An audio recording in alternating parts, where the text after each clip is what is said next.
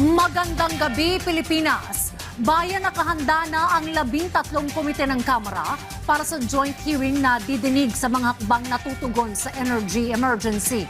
Ayon sa isang mambabatas, kabilang sa tatalakayin ang immediate at long-term na mga pangangailangan ng mga manggagawa sa bansa. Dadalo rin dito ang mga miyembro ng gabinete para magbigay ng kinakailangang impormasyon. Yan ang ulat ni Vel Custodio. All systems go na ang House of Representatives para sa joint hearing ng 13 komite ng Kamara bukas. Layunin nitong pabilisin ang mga hakbang laban sa tumataas sa presyo ng produktong petrolyo. Kabilang sa mga komite ng Kamara na inatasan para sa Unified Legislative Response ay ang Committee on Ways and Means, Labor, Agriculture and Food, Energy at Foreign Affairs. Kasama rin ang Committee on Aquaculture and Fisheries, Transportation, Information and Communications Technology, Economic Affairs, Social Services, Trade and Industry, Overseas Worker Affairs at Appropriations. Pangungunahan ni Ways and Means Committee Chairperson Miro Kimbo ang unang formal na sesyon ng expanded panel. Inatasan ni Speaker Bogie D. III ang mga komite na magtipo ng datos, makipag-ugnayan sa executive at bumuo ng konkretong solusyon para sa agarang tulong at pangmatagalang katatagan.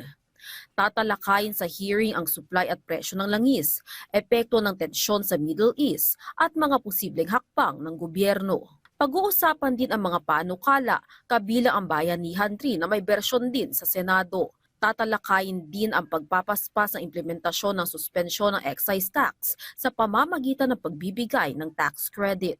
Ang punto namin is, bakit doon lang sa bagong darating, pwede naman natin tanggalin na doon sa nasa merkado na kahit nabayaran pa yan ng excise tax, pero ang gagawin natin is bigyan ng tax credit. Yan po ang, wala pong decision dyan, to be fair.